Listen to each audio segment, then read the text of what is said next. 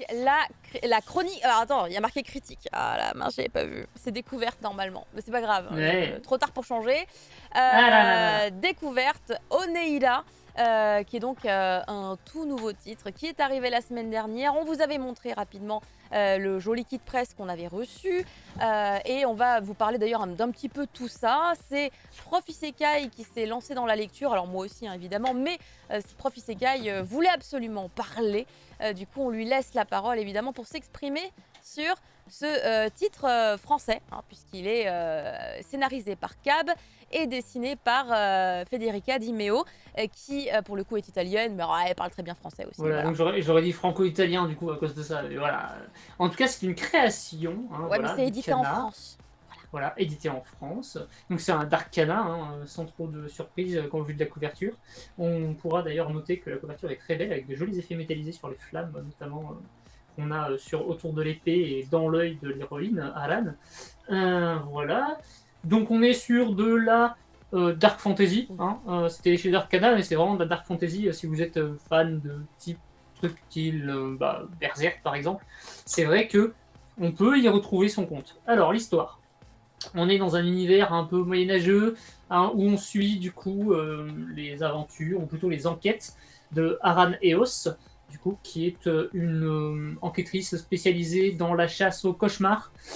C'est donc des créatures issues de l'imaginaire des rêves qui s'introduisent dans le réel et qui pourrissent la vie des gens. Et du coup, son job à elle, c'est de les traquer et de les éliminer pour le compte de l'Ordo Sancti, il me semble. Donc c'est une organisation religieuse qui s'occupe de ce genre de choses.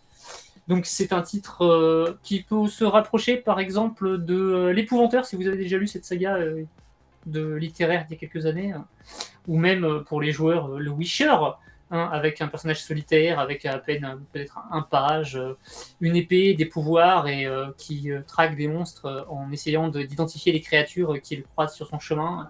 Il y a un dessin assez léché. Franchement, j'étais très étonné. Alors, en vrai, ce qui est assez frappant avec Onera, c'est que tu te dis, mais c'est pas possible, c'est pas français en fait. Le dessin, il est trop beau.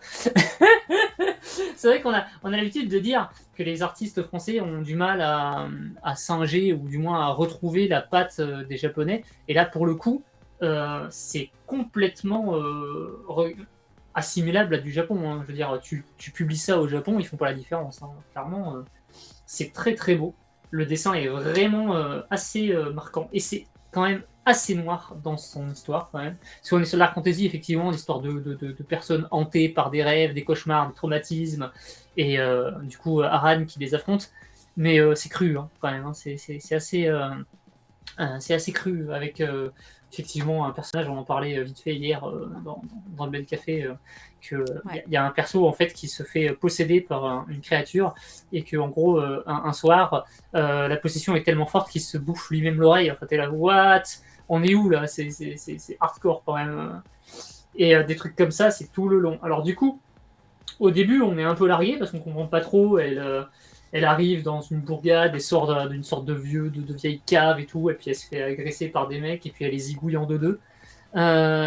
Et genre, ça sert de préambule, d'introduction avant de partir sur la vraie histoire avec effectivement la rencontre avec un flashback qui revient sur sa rencontre avec son page, qui du coup maintenant est bien plus âgé, et puis on découvre aussi qu'elle a une fille qui est dans un monastère ou dans une abbaye planquée, et on ne sait pas trop qu'est-ce qui fait qu'elles sont séparées, mais évidemment je suppose que c'est pour la protéger, parce qu'elle fait un boulot quand même qui est pas évident, mais tu te doutes que ça n'est pas forcément quelque chose de... Voilà, que ça va être lié aussi au scénario, enfin, voilà, c'est pas anodin.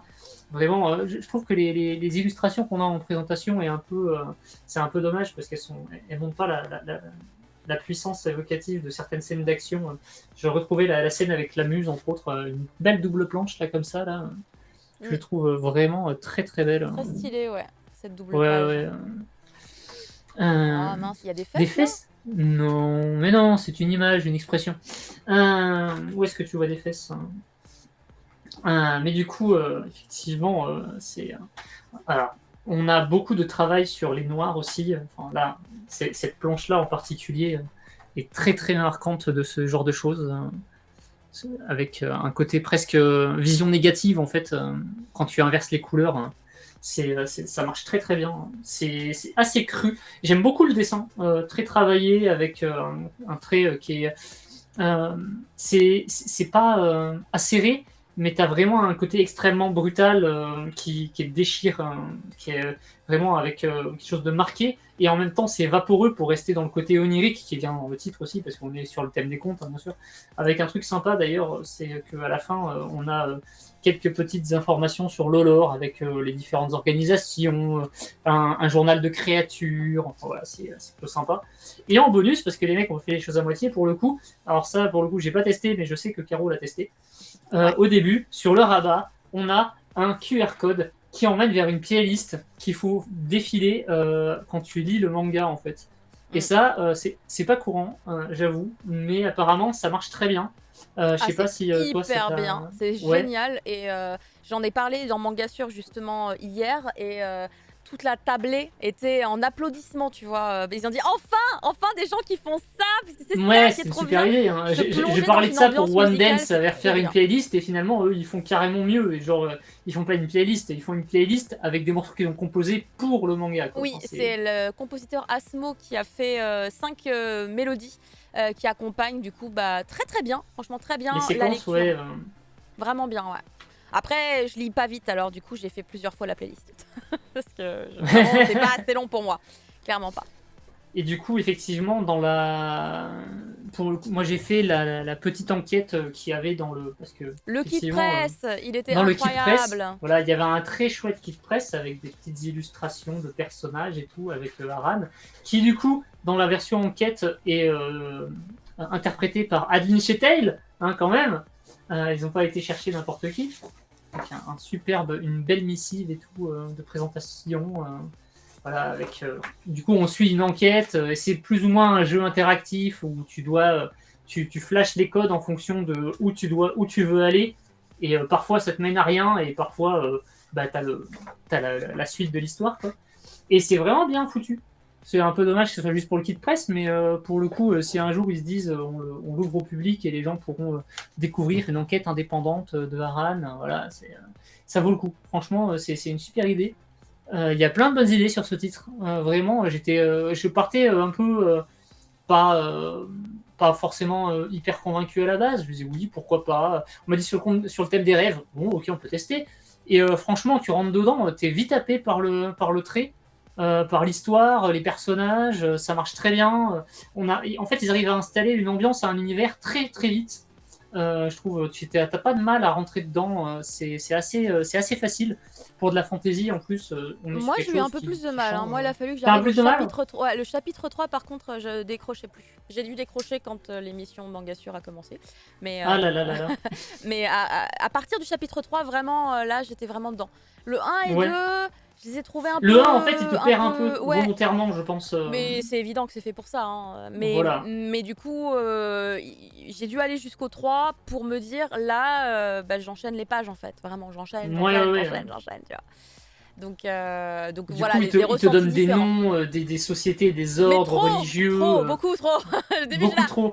Et c'est là que tu vois que l'univers, en fait, il est extrêmement riche et déjà construit pour beaucoup plus d'un volume. Donc c'est avec effectivement des histoires de flashbacks, chaque personnage a ses blessures et son histoire.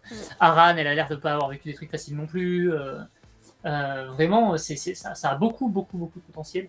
Je suis très très très curieux de voir la suite. La suite qui va arriver en exclu sur manga.io dans quelques jours, semaines, il me semble.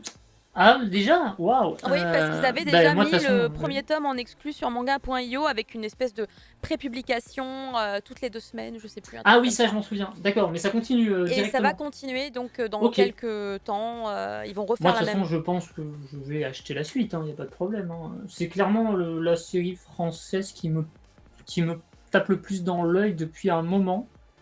Parce que c'est vrai que ces dernières années, il y en a eu quand même pas mal, mais Onera, ça change un peu de ce qu'on a d'habitude avec, effectivement, je me rappelle d'un tweet qui est passé la semaine dernière, qui disait la production française c'est 40-30% de production shonen, parce que c'est ce qui marche. Et là, pour le coup, on n'est pas du tout sur du shonen, Et on n'est pas du tout sur un truc facile parce que du coup c'est de la dark fantasy. Alors c'est vrai que c'est un peu à la mode parce que bon, il y a Berserk, il y a des titres comme Bloodborne, Dark Souls, Elden Ring et tout. Et c'est vrai que si vous êtes fan de ce genre d'univers, ça va être complètement votre cam en fait, hein. Vraiment avec des créatures un peu cauchemardesques, avec un dessin dans une ambiance très noire. Qui peut un peu faire penser à un univers victorien, parce qu'effectivement, on ne sait pas trop si on est dans le Moyen-Âge, la Renaissance, c'est pas, on n'est pas vraiment sur du steampunk, mais peut-être, effectivement. Mais du coup, effectivement, c'est très très bon. Ça a beaucoup de potentiel pour une production, pour une création franco-italienne, là, c'est très très très bon. Je suis très étonné et j'attends de voir du coup ce qu'elle sort chez Panini, l'artiste là, Federica Di Meo, qu'elle avait quelque chose de prévu. Oui, il y a aussi une autre série chez Panini et elle fait aussi les lapins Il y a crétins Luminis chez Quest chez Glénat. Glénat, Ouais. avec les lapins Donc crétins. vraiment, Du si coup, jamais elle a tu vraiment un prends, style qui tu s'adapte prends à tous les bouquins, beaucoup de tu genres fais différents, waouh, quoi. ça n'a aucun sens, ça n'a aucun Ouais, sens, il n'y a pas de cohérence. c'est assez étonnant. Ouais.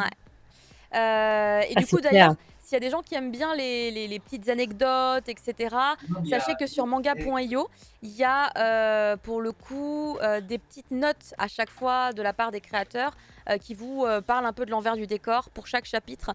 Et il y a entre autres, du coup, sur le premier, Timothée, qu'on avait reçu dans Le Cri du Mochi, qui est éditeur évidemment chez Kana, et qui donc est en charge de Oneira, et qui, du Oui. coup, avait le souvenir d'avoir reçu le scénario de Cab et de s'être fait une image mentale de certains passages. Et quand Federica avait du coup fait l'illustration qu'on voit bien au centre ici, là, tu vois, en fait, ça représentait exactement ce qu'il avait en tête au moment où il avait lu les lignes qui expliquaient cette scène par Cab. Et du coup, il s'est dit waouh, ça y est, on est bon, on est sur le bon duo, le bon combo. Et c'est très cool de se dire que voilà, en fait, c'est vraiment une création main dans la main, tous ensemble. Et c'est très très cool. On voit bien Ouais, l'influence. franchement, incroyable. Voilà, pour Oneira, on leur souhaite évidemment de continuer sur Du cette succès, lancée. bien sûr. Et, Puis ils seront à Japan Expo, il me et semble. tout à pour, fait, ils seront à dédicacer. Japan Expo, Kana les a annoncés, donc ça de toute manière, vous pourrez aller les voir, aller leur dire ce que vous pensez du titre. En tout cas, des bonnes idées, je trouve, avec en plus une interactivité plutôt intéressante. Très très On intéressant. devrait Vraiment voir bonne plus idée. souvent ailleurs, je pense, ce serait vraiment Ouais, cool. ouais. Surtout que en plus pour la playlist, hein, je précise d'ailleurs au passage que quand vous scannez le QR code qui est dans le manga et du coup vous allez sur un Linktree, vous avez pas directement la playlist musicale, vous avez d'abord un premier lien qui justement va vous emmener là vers la playlist musicale et quand vous cliquerez dessus, automatiquement ça va vous proposer une plateforme, donc vous pourrez choisir entre Spotify, Apple Music et plein Deezer, d'autres. Donc normalement vous pourrez retrouver sur la plateforme que vous utilisez d'habitude ces chansons-là. Et après vous avez également, puisque c'est un Linktree, je vous disais, les liens vers les réseaux sociaux des différentes personnes qui sont dans la créa de l'œuvre. Donc vraiment un Linktree hyper bien pensé. Je trouve que c'est une super bonne idée d'avoir fait ça comme ça. Ouais, vraiment. Donc je salue vraiment cette initiative et c'est la fin de l'émission. Alors Il est attendez. 17h, incroyable.